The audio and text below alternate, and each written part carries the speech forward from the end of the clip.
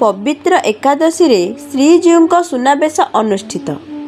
गजपति जिल्लार सदर महकुमा पारलाखेमुंडी ठारे पवित्र एकादशी अवसर रे श्रीजीउंको सुनाबेश अनुष्ठित हो जाइछि। पवित्र एकादशी अवसर रे तीन रथ निकट रे श्रद्धालुंको प्रबल भीड़ जमिथिला।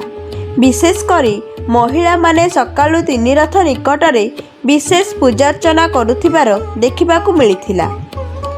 सेहीपरि अपराह्न 5 घंटा समय रे श्रीजीउंको सुनाबेश अनुष्ठित होइथिला। संध्या समय रे प्रबल वर्षा सत्वे बहु गहली रहिथिला। सुनाबेश निमंते स्वतंत्र भावे एक प्लाटून पुलिस तीन रथ निकट रे मुतयन होइथिले। तेबे वर्षा जगु सुनाबेश निमंते स्वतंत्र भावे एक प्लाटून पुलिस तीन रथ निकट रे मुतयन होइथिले। तेबे वर्षा जगु यात्रा रे खोला जाइथिबा विभिन्न अस्थायी दुकान गुड़िक समेत मीना बजार रे व्यवसाय मांदा रहिथिबार जଣାपड़ुछि।